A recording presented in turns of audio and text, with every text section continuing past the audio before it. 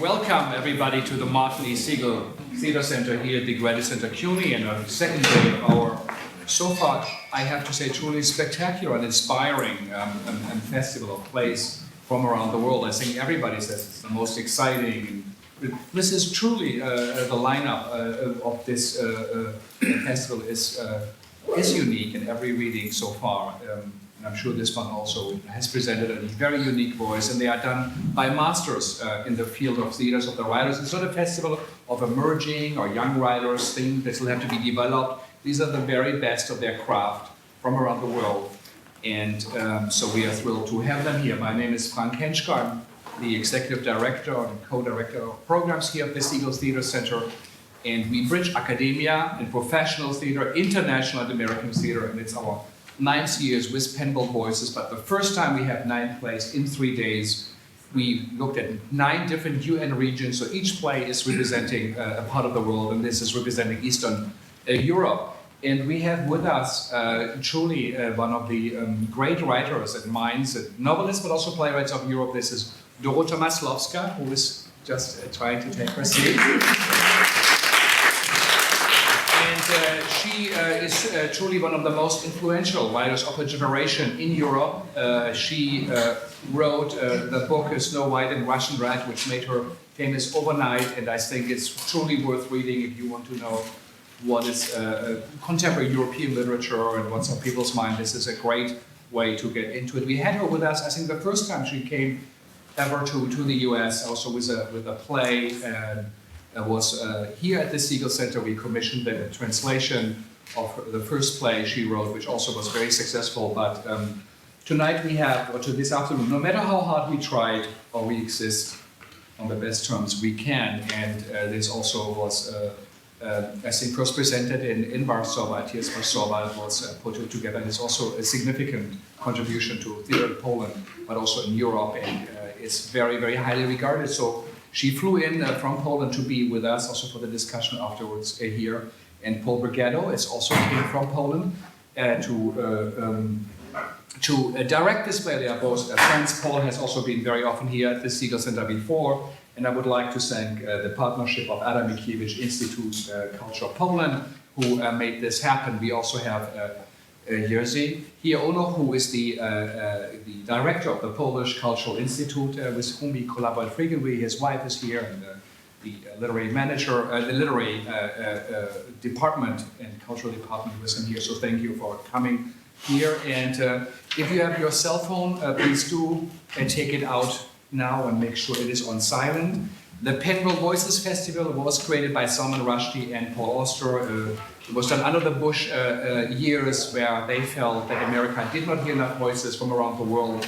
Only 2 to 3% of all books published were from international writers. Out of those, 50 to 60% were French or German publications, because their governments support this. And they felt that something needed to be done. We have over 80 writers now here in 7 or 8 days. It's a brilliant festival. We have the program outside or in your brochure, so also check out the other events. And now we come to the readings. Thank you all.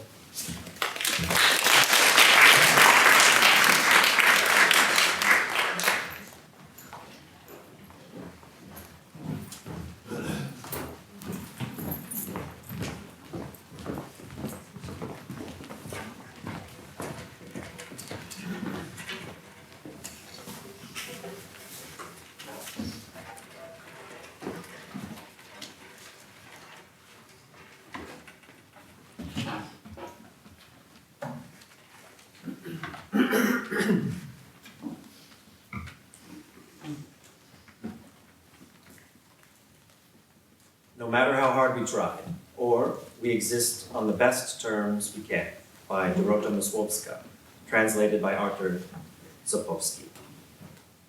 This reading is for Judith Molina.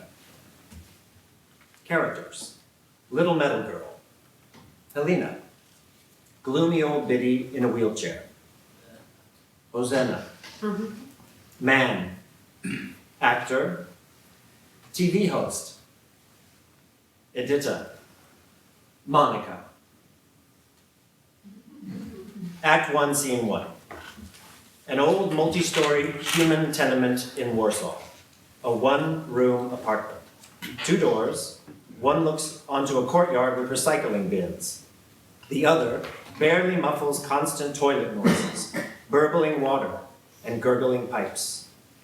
Spinning all the while outside the window is the wild, all-consuming merry-go-round of the big city, with its trams, cars, horns, and airplanes flying past across the low-hung sky, and setting the bottle of stale, knockoff vermouth in the drinks cabinet rattling.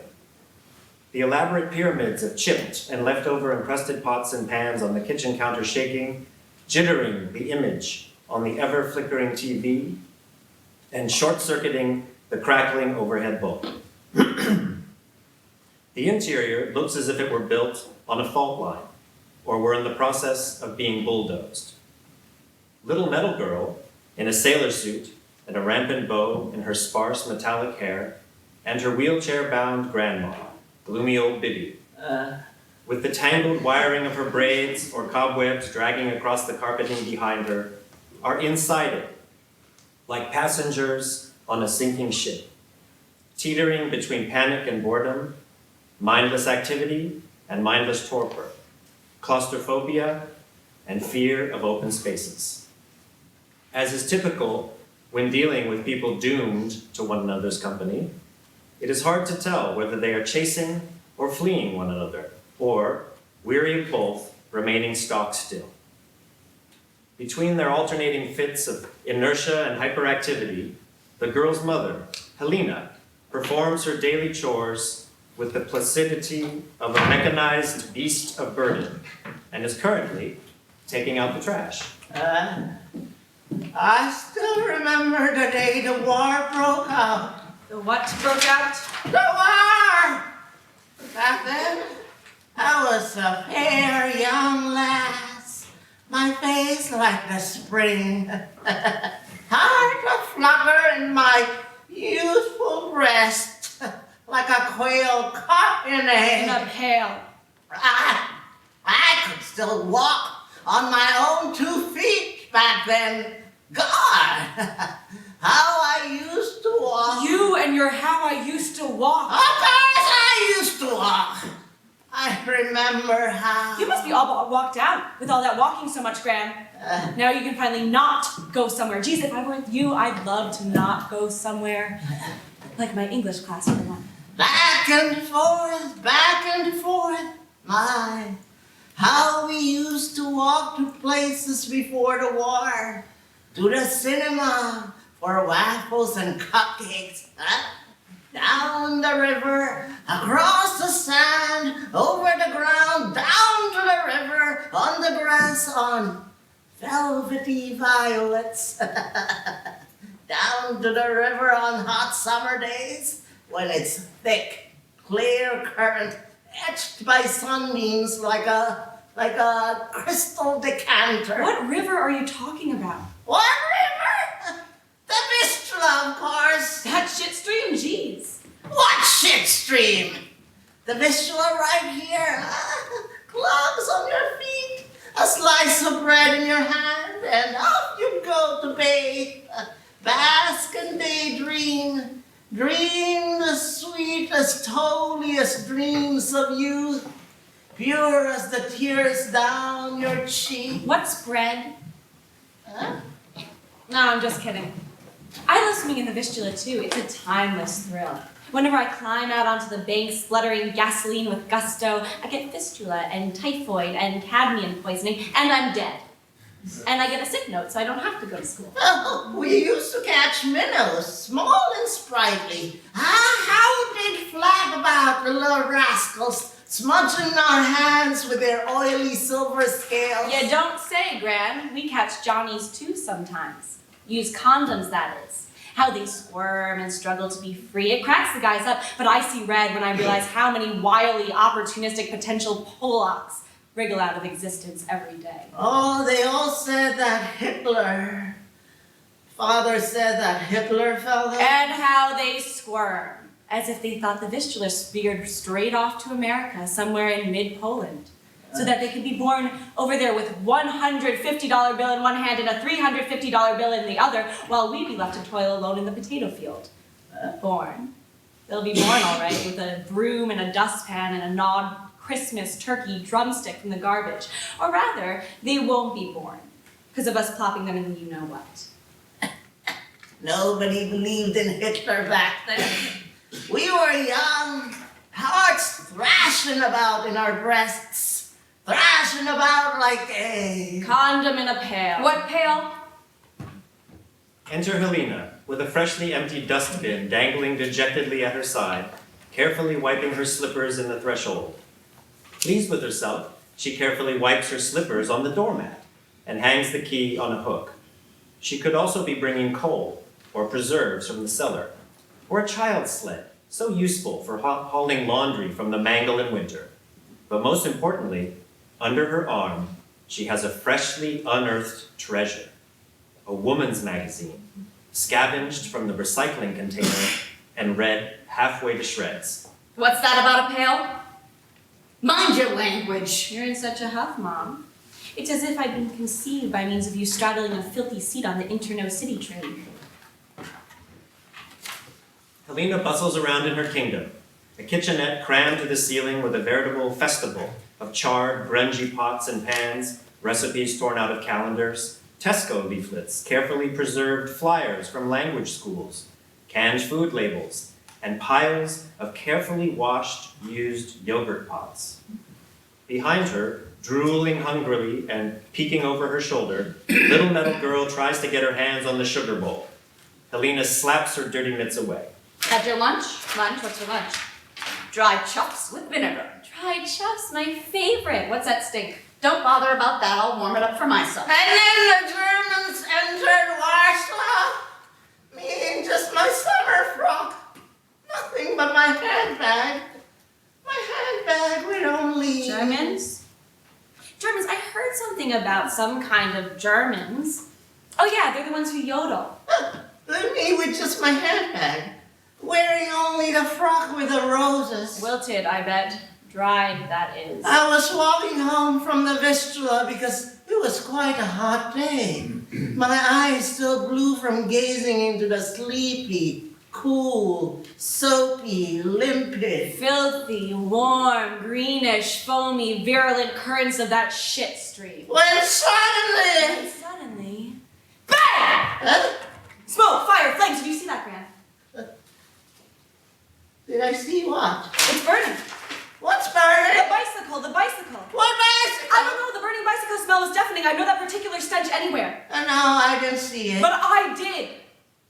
Unperturbed by the family squabbles, Helena, after clanging the pot lids a while to perk herself up a bit, brushes invisible crumbs off the tabletop with her hand, which she then wipes on her cardigan, and, sighing to the heavens, settles down to read the newly acquired magazine. What have you brought me, Mummy? The latest discount coupons? No. It's a Not For You magazine. Saw it lying in a waste paper bin. Free. So I figured, why not? I can afford it. Not bad. It's from last April. Just the thing not for me. They've even done the crossword for you. Now I know the hidden phrase without having to do it myself. Springtime.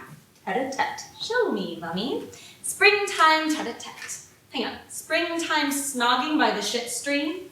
Has Grandma not had her dinner yet? Gran, have you not had your dinner yet?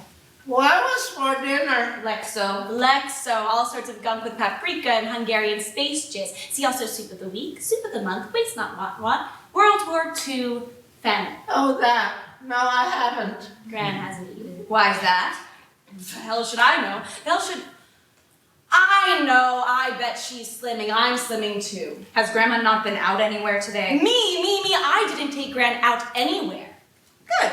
Now I don't have to not take her anywhere, not that I would anyway, because I won't be home from work until 11 p.m. The thing is, Gran's stuck in a building without an elevator all day long, with no one to talk to. So when I get back from school and watch TV till late, I don't have the time to wheel the old turnip around anywhere. Hercules. Did my pigtails bounce in the breeze when we were out not strolling through the autumn park? She was telling me those gripping stories of hers, like when she went off to the concentration camp. I'd say she's ripping off scenes from The Great Escape and Allo Allo, but whatever. We've all got postmodernism anyway. What are you on about? What is that word? What kind of word is that? I don't know either, I just downloaded it. So, there we were. not strolling to our heart's content to and fro down the lanes of burnished by autumn, when all of a sudden, this nasty man starts bugging us. Come to think of it, I think that he might be German. All very debonair, he even bowed to us, clicked his heels and said, "Good day, Alzheimer's name," but his name has slipped my mind. Some well-known name starts with an A, never mind. Anyway, I'd barely forgotten his name when another man showed up.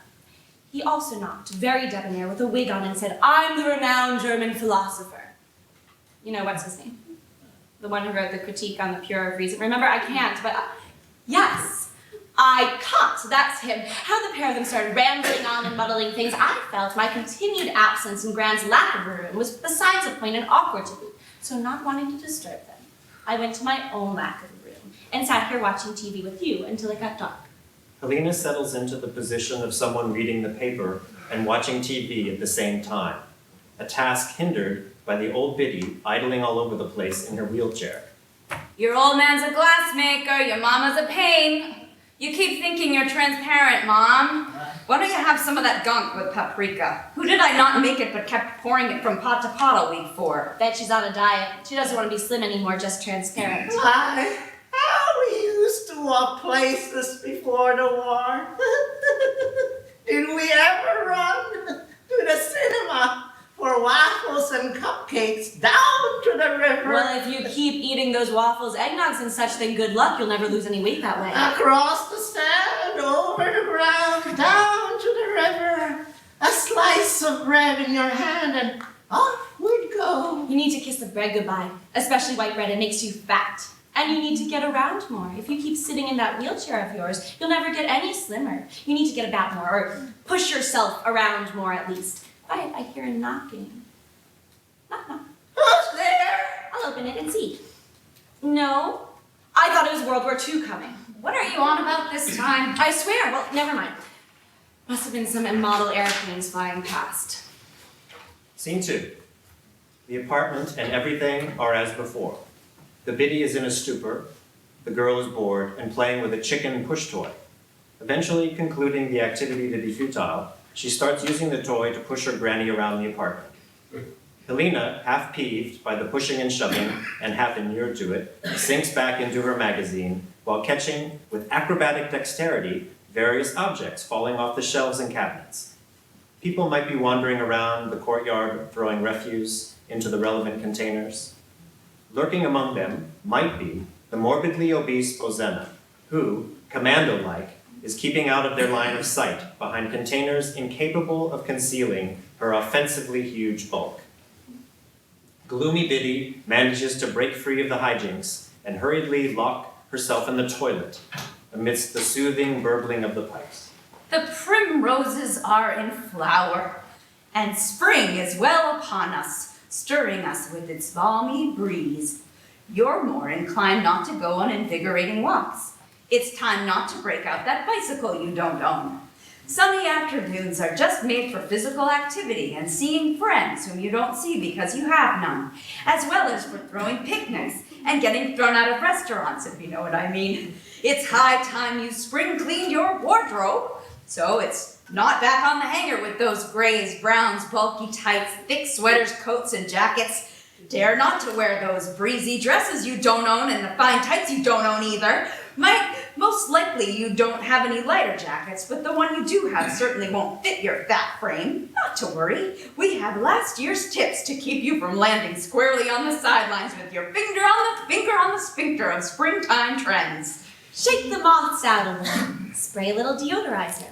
Wash it a little. Don't wash it a little. Don't bother to wash it all a little. Don't take out of the closet and put on what you've slept in and sleep in what you wear. Now just have nothing to wear a little and you're done. It takes absolutely no effort and has just as much effect. Skirt, Texo, 28 zloty. The grease stains lend it mystique. T-shirt, out of the closet, faded at the tits. Grays, browns, and urine yellows, grease stains, and threadbare patches are all in vogue this season, just like any other season. Sweat stains are top tip. They'll show up on their own sooner than later. Men's socks from the Russian market, 17 pairs for 10 zloty. Shoes, imitation leather, everything from 5 zloty to 12 zloty. Accessories, plastic carrier bag, 150 legal. Huge and hefty. Capacity, 10 kilos of potatoes, 5 bottles of vinegar, chicken feet, yesterday's issue of Freebie Metro Daily, with room left over for a little purse.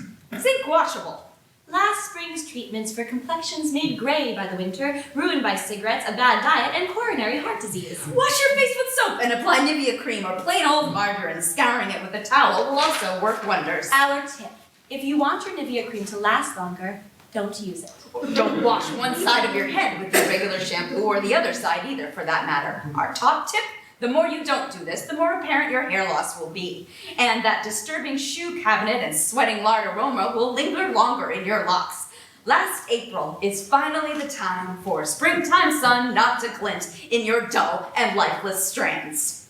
After a suitable interval, Biddy ineptly wheels herself back inside the apartment to the sound of flushing water. Don't oil your wheelchair. The shrill squeaking will be the perfect way to let others know you have trundled in to resume your endless prattle. Will you look at that, Mom? I could have sworn you went there for peace and quiet, and gracious was I ever right. Still engrossed in the magazine, she vigorously pushes the old Biddy's wheelchair so it doesn't block the view of the TV set. In April, last year, everything will be the way it was. You will get a mysterious letter. It might be a reminder from the gas company. Meaningful dates: the 15th. A windfall of mothballs awaits you. Meaningless dates: all the rest of them. Your lucky color: transparent. Your lucky stone: the gallstone. Phew, right. Now that you've got your wardrobe in order, it's time to sit back and wait for the lack of compliments, indifferent glances, and a slap on the kisser from time to time. Now you can relax and wait for World War II to come again, and for those yogurt pots you've been collecting so assiduously all these years to finally come in handy. Knock, knock. Who's there? It's just me, World War II, back again. I see not only do you have lots of yogurt pots, but you've whipped up some delicious biohazard too. I'm impressed. What do you want about? Go to your lack of a room. I seem to be right here. Well, let me double check. Hello? Hello? Where am I? Right here? Then go right here and stay there. Right away. Scene 3. Enter Bozena, stands knocking. With the agitation typical of someone who has nothing of import to impart, yet laboring under the delusion that they do. She is morbidly obese and mobility impaired. Unable to shut the door behind her, she rips it off its hinges and puts it to one side.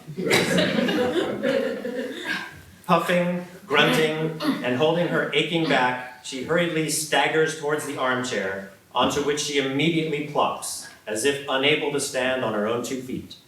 Everything in the apartment rises by 40 centimeters. Sorry for not calling your mobile before I came, but I don't have a mobile. Why should I when I'm as fat as a pig? So I just dropped in. I'm not saying this just to be polite, but God, you're so fat. Just like a pig. You'll pant me out of house and home. Thank you, I can see it in your eyes. All the same, you could carry on showing contempt a bit longer so as to spare me any doubts that I'm a fat pig who shouldn't obnoxiously wobble around in other people's field of view. People should have the right to choose what makes them puke.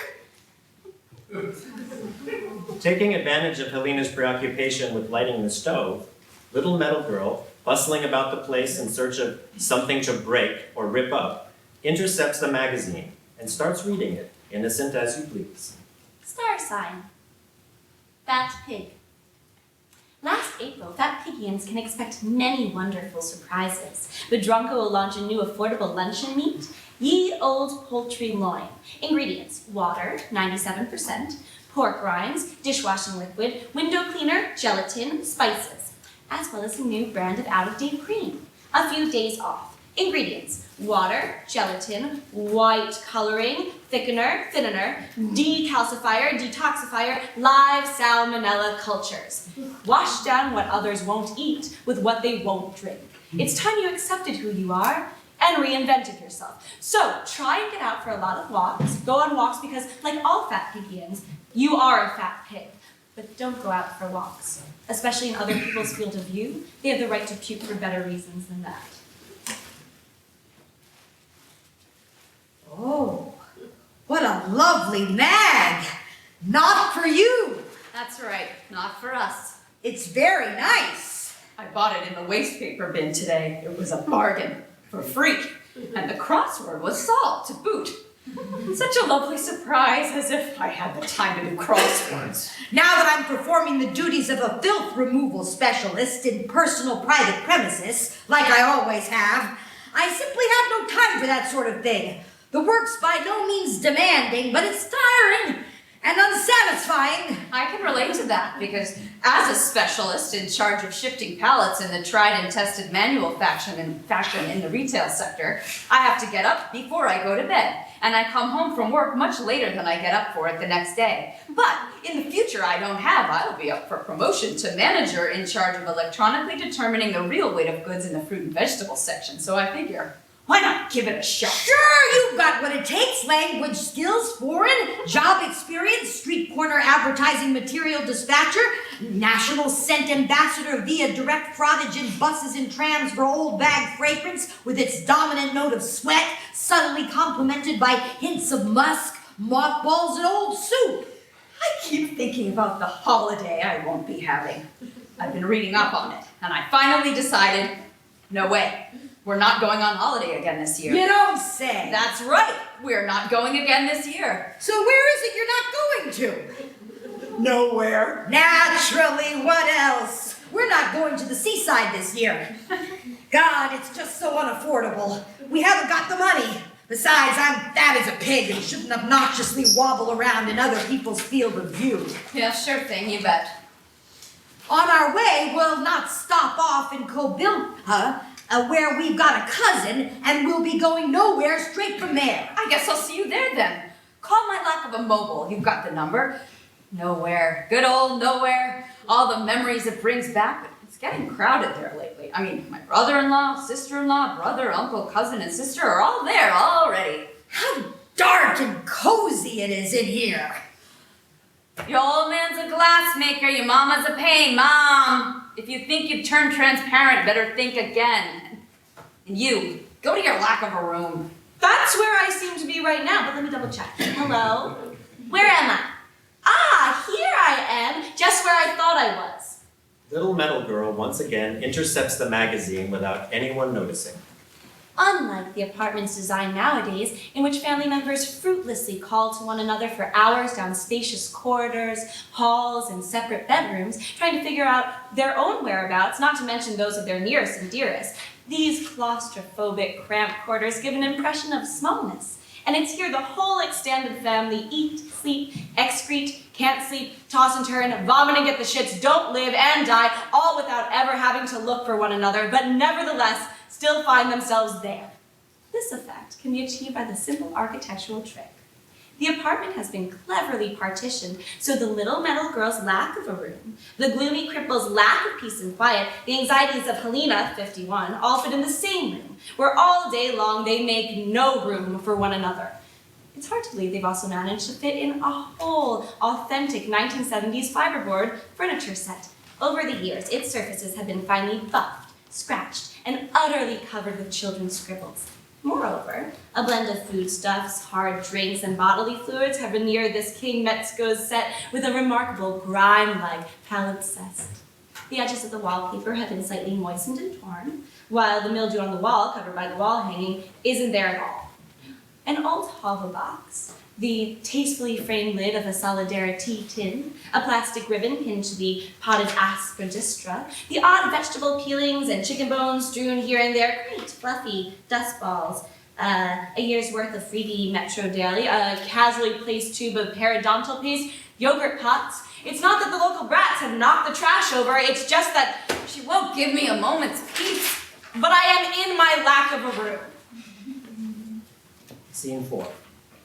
In the kitchen, Helena is scraping at her pots and pans. Little metal girl pushes the wheelchair until it gains momentum, then nimbly hops on the back and scoots around the TV until the wheelchair falls over on its side. At this point, all the pills stashed in the blanket on Biddy's lap come cascading pachinko-like onto the floor. Unable to return her grandma to an upright position, the girl leaves her lying on the carpet, mopes around in search of something to do, then starts scratching varnish off the furniture with a nail. The recumbent old Biddy braids her hair or knits a 10-meter snood. She then puts away the needlework and starts wriggling in a desperate attempt to sit up. In her armchair, Bozena plucks up the courage to reach out for Not For You magazine. With trembling hands, she turns a few pages, then starts leafing through it with increasing confidence and even hazards a comment. This personality quiz hasn't been done yet. Well, there you go. I'll do it so it doesn't go to waste. Are you a spontaneous excursionist, a hearth-hugging stay-at-home, a sexy vamp, an overworked workaholic, an imaginative troublemaker, an inveterate globetrotter, a fat pig, or a cut-price frozen panga from Lidl? I'm an inveterate globetrotter, me. That's right, A. Same here. All A's. You're an inveterate globetrotter. Why don't I tick 1B just to mess with them? There, finished. Do mine in a different color so we don't mix them up. Seems like a silly game, but it's right on the nail. Isn't it just? Remember how I didn't go to France and how I'll never set foot there again? French fries and French bread, they really go for that over there. But it's just like Wrocław White, worse even, the monumental outline of the famous Eiffel Tower that's supposed to be so tall, they say, but in the paper it looked about so big, shorter than my finger. That's nothing. We didn't go to Italy, but I wasn't all that happy that we didn't go. But what a waste of time. Food's nothing to write home about. Sardines, Roman lettuce, Italian meatballs, Neapolitans, and their pizzas just cut price Tesco deep freeze with mildew, no less. I had one, could waste it. But the digesting part didn't go down so well, so the trip ended up in New York, if you know what I mean. Besides, what's the point of going to Italy now that the Pope's no longer the man, but a German? Good thing I didn't go there and didn't take any photos. Now I cannot show them to you. Until Warsaw was invaded by the Germans. Germans? Oh yeah, those are the ones who yodel. Germans are people who live in the Federal Republic. They never reuse their plastic bags, but just throw them out. And as for yogurt pots, they don't even bother with those. If they had any chicken skins left over, what they'll make their aspic in, I wonder. And when World War II comes again, they'll have to come running to us. Bozena produces from God knows where a charred and slobbery photo album. How fat you are! How untanned! My, it's a wonder you fit inside the frame. This is where we didn't go. We didn't go here either. And that there's not us. I would have shown you if I had the album. Pockets the album as quickly as she had produced it. Some people have it good. Dead lucky they are. Sure, it takes luck to be dead. Scene 5. The stagnation continues. Helena and Bozena are lost in thought, their hands folded pensively on their midriffs. The creak of Biddy's wheelchair, the scratching of little metal girl's nail on the cabinets, or the grating and crackling noises as she stabs at the wiring. Would you like something to eat? I found a great recipe here. Lexo. Take ye old luncheon meat from Tesco's. Don't throw it out. Just scrape off the mildew. Saute it when it turns slimy, then cut it into a few slices of prosciutto. Grate some mock cheese into Parmesan once its consistency has started to resemble chewed plasticine. Otherwise, it might still be good for something. Add it to a pot of old mushroom soup, which should have acquired a pearly glaze by now. Where do you get the soup from? Cook it the week before. That is simple. What are those bitter, rancid thingies sprinkled on top? Pine nuts. Pine? What kind of nuts are those? Never heard of them myself, but they're quite good. Kind of like bargain bin peanuts. One and the same, actually. My tip is they don't taste rancid at all if you don't eat them. You can also add red wrappers, gristle, and veins. Don't throw them out. Fry and stew it. Boil in chicken foot stock. Mince, then refry. Don't throw it out. Just add more salt. Store in yogurt pots. Reheat, heat up, refry, eat. If it starts frothing, puke it up. Not that you really have to. And voila! They might laugh now, but next time World War II comes around, they'll be wolfing it down like so many Hoovers. Thank you. Look at me, so fat and still gorging myself. Gobbling it up like a Hoover I am. Dig in, piggy, dig in. It'll put hairs on your chest. I'd serve it it with bread crusts. I'm sorry, it's all make-believe, but I ate everything before it spoiled. Right. Well, never mind. I'll be off now. Tomorrow I have to get up before I go to bed. When I get home much later than I'll get up, I'll still have to clean the lake with newspaper. I'm out of here. If anybody asks, I'm out of here too. Meanwhile, little metal girl sneaks up again and starts rereading the women's magazine. The air of apparent chaos and bric-a-brac haphazardness pervading this old, utterly devastated apartment has been achieved thanks to genuine chaos and haphazardness. The overall mess could well be mistaken for a real mess, which it actually is. Now it's over to our resident interior decorator.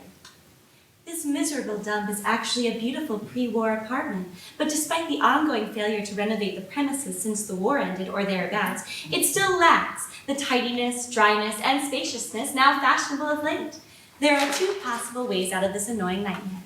The first, yet rather expensive option is to convert this hole into a wine cellar and move into a luxury apartment. Graceful shelves and stands, if properly placed, might permit the storage of several truly tasty vintages here.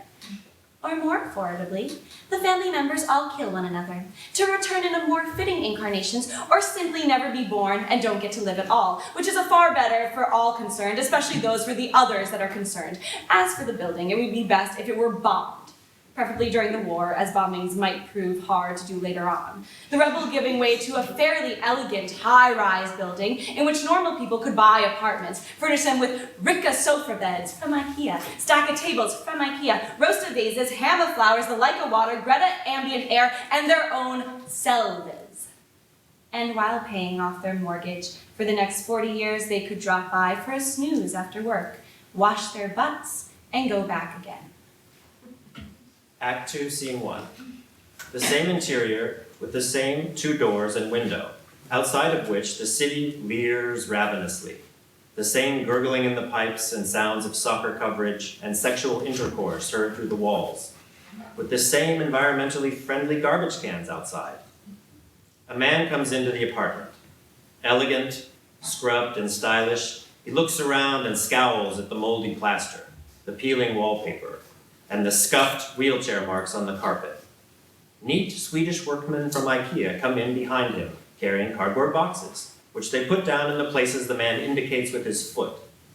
The man uses spit to stick several stylish heirloom pictures from IKEA on the walls. The pictures either immortalize the beauty of his ancestors or depict gerberas and sunflowers in extreme close-up, oil on canvas. The man takes a laptop and a bottle of wine out of his briefcase and starts drinking. They've shut up at last. I totally can't focus on my feature film screenplay entitled The Horse Rode Horseback, which caused quite a buzz and scooped up all the awards. It takes place in Poland in places like Woodhey or Volbridge or a mining village in Lower Silesia, but it's partly shot on location in Lithuania and partly in Katowice. The hero, who I'm calling Jacek for now, lives in a radioactive block of flats. One day, his drunken father, a coal miner, staggers into a glass-fronted sideboard left behind by the Germans, breaking both his arms and legs. Jacek's family falls on hard times. To support his cancer-stricken family, the boy is unemployed and falls in with the wrong crowd. Violence reigns amid gloomy, rundown residential housing, leaking batteries, burning bicycles, and CGI slag heaps, on one of which our hero sees the deaf and blind, but still passable, Monica, dejectedly using a stick to rummage through the shifting pixels. He befriends her. Together they pick scrap in the radioactive rubble of the rundown Gdansk shipyard, so perfectly recreated for us in Chernobyl. Monica teaches him to seize the things that our hectic weekly lifestyles prevent us normal people from noticing, until one day, Jacek's brother falls ill with leukemia. Undaunted, Jacek takes fate into his own hands. Not bothering to knock, the actor enters the room making anguished gestures. I don't want to live in this apartment anymore. To make matters worse, there's this queer always hanging around, whom everyone treats with intolerance in this Polish den of bigotry, though he turns out to be a normal guy who's simply well-groomed and not tolerated. I don't want to live in this apartment building anymore! The penultimate scene. Jacek's parents' apartment. stuffy, typically Polish, cramped, and squalid. Jacek's mother is washing her feet in the sink. His underage sister, still a baby, is playing with fish bones wrapped in a grease-stained Polish flag. The camera pans across the trembling father, sprawled in delirium on the couch and drinking dirty brake fluid through a hose coming out of a flagon, which makes him throw up blood violently onto the scruffy carpeting. Pan to window. A solitary stray sunbeam plays upon this grimy, still not double-glazed window. Digital zoom through the pan. In the courtyard, paper recycling bin, a sweet mongrel puppy is frolicking with a discarded magazine such as For You, on the cover of which is a pretty, smiling young woman's face. Now let any of those two big critics tell me I don't leave the audience any room for hope. Scene 2. Enter the TV host, with a sheaf of papers flying every which way. She stuffs the brand name tags dangling from her apparel upper sleeves, and without so much as a look at her interlocutor, sits down in an armchair, twisting her legs into a graceful braid. She starts reading from a piece of paper, as if her mind were on other, more important things. The actor's replies can be spontaneous, but he can also be glancing at a magazine or reading haltingly from a prompt sheet, or playing a cassette and lip-syncing to it. You play Jacek in the exciting and talked about film The Horse Rode Horseback. Why don't you let us in on your secret? How do you manage to look so great? I drink a liter of regular, real liquid water every day. I also eat fruits and vegetables made out of organic fruits and vegetables. I try to avoid sweets, fast food, and cigarettes because they have 1,100 calories. I work out regularly. I trim my nose and ear hair. My wife even laughs at me and calls me a faggot. Not that she has anything against gays, mind you. She just makes fun of that endearingly comical, distasteful effeminacy of theirs. I see. She puts her notes in order, crosses out something, then stares at something else. She reads from her notes hastily and with some difficulty. Your character also goes through a life-changing experience, set against the backdrop of a Poland that time forgot. In an age of transition and rampant capitalism, our homespun here and now, our homespun over there and no sooner than 2045. Our homespun, the West is there already and we're not. Our homespun, how I hate the Kaczynski twins. Our homespun, and off I dive into my piggy print sheets and snore, snore. What made you go into acting? What do you have? I have a car, one for driving, and an off-roader for driving off the road. And I have an apartment and a wife with whom I share my great love of me. I have a daughter, and I want to spend as much time as I can with her, but sadly, I drink a bit. And then I snort coke, and then I get sleepy and agitated, so I have to snort more until I get incoherent, and the only prescription is more coke. And so I snort on the set, off the set, before rehearsals, before the show, and after the show. Even before this interview, I had to chop out a line this long in order to get that rapturous feeling of me being me. And the happeningness of things happening. I don't feel a thing. I've stopped sleeping with the wife, and I don't give a shit about my daughter. I've sold both my cars and the apartment, but I'm through with that crap now, and I've started drinking to unwind a bit. And at night, off I dive into my piggy print sheets, where I snore, snore. I'm such a sleepyhead. As a child, you were said to be short. But that changed as you got older. And now for my last question. Can you describe your average everyday day?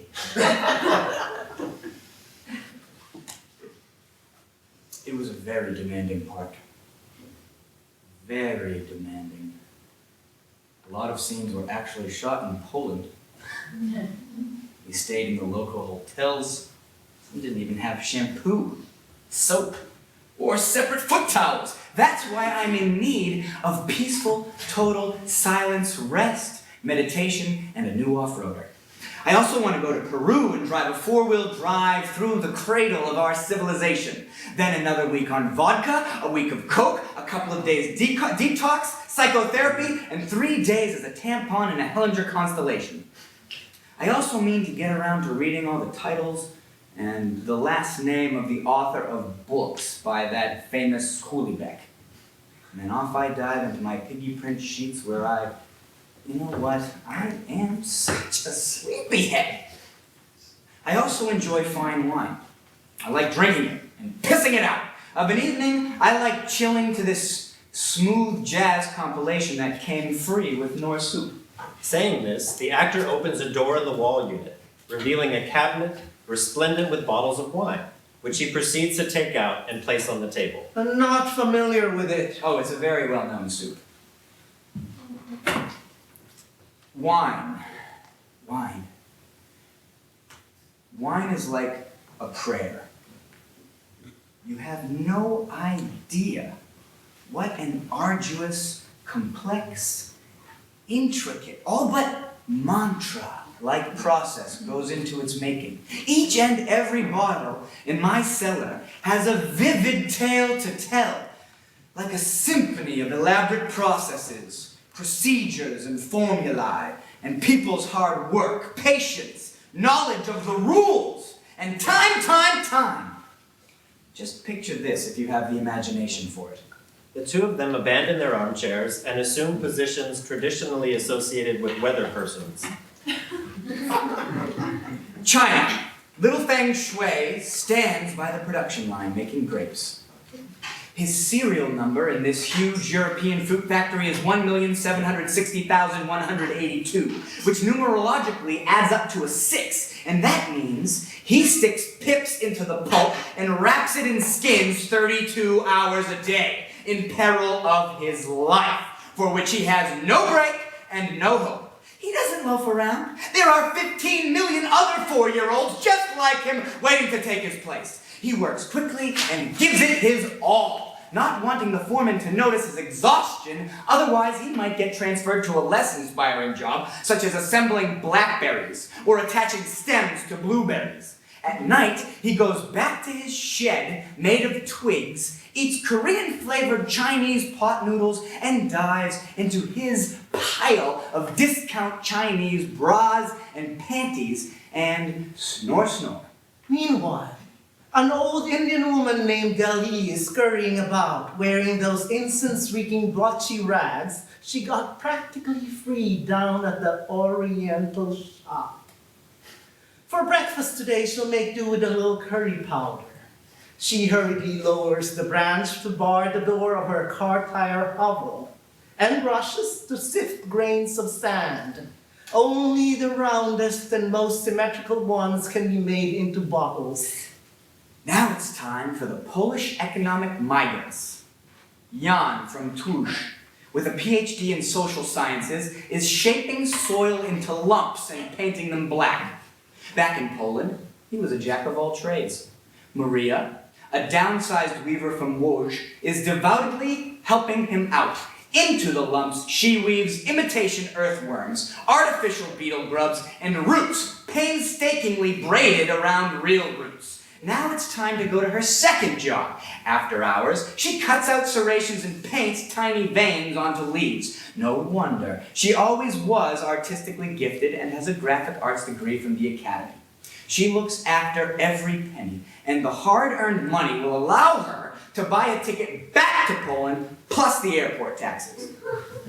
Meanwhile, political prisoners from Russia are wiping the air clean of exhaust fumes, and children in Uzbekistan are selecting the prettiest sunbeam. And then chop, chop, hocus pocus, the wine goes into the racks, into the boxes, crates, and trucks. Along the way, several not particularly attractive Bulgarian women by the roadside will manage to fill their pails with foreign condoms. Or maybe not. And then there's the checkout girl from Tesco who breaks a bottle and to pay for it, takes out the loan without guarantees, endorsers, or husband's consent.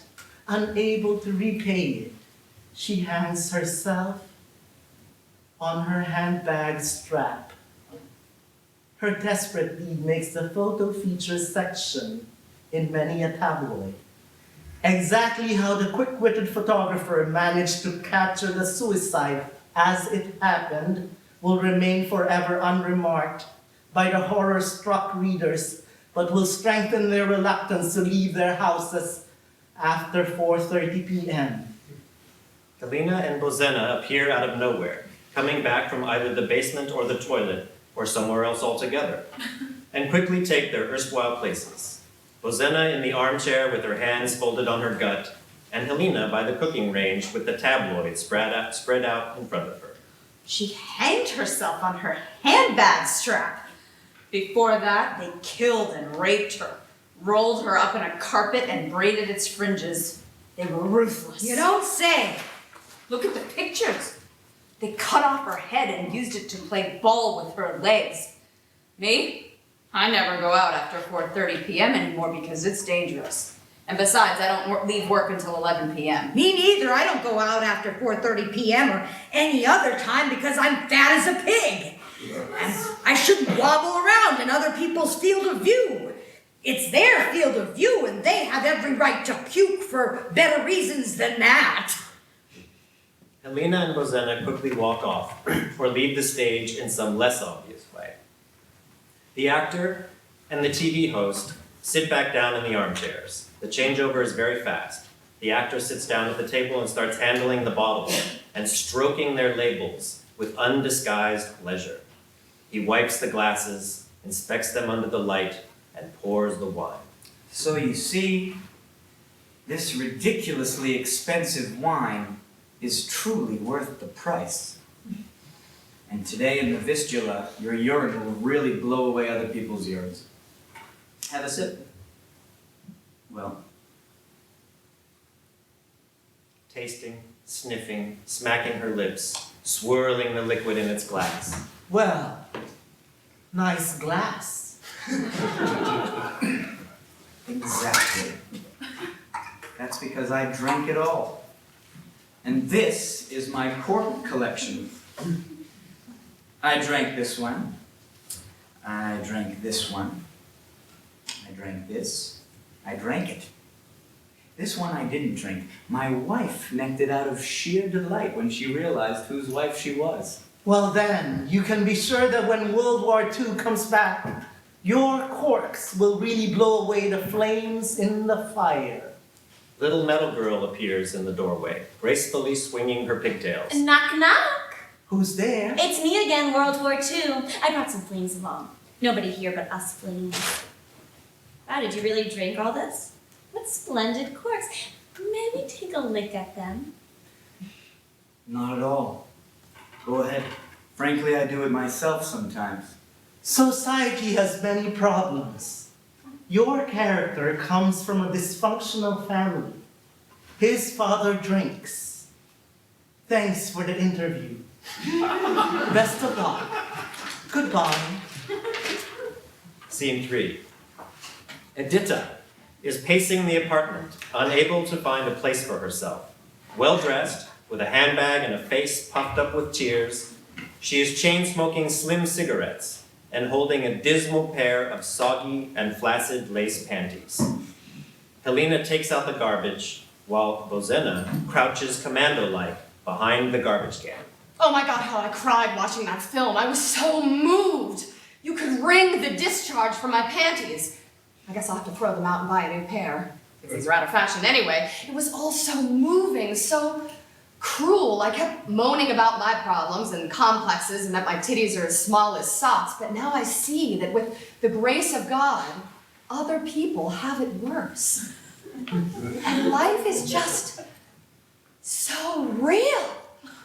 I can still see the mother rinsing her privates in the wash basin and her father, the miner, drinking brake fluid through a hose, coming out of a flagon and vomiting onto the carpet. I haven't been so afraid since Freddy Krueger in that roller coaster because we're blinded by our selfishness.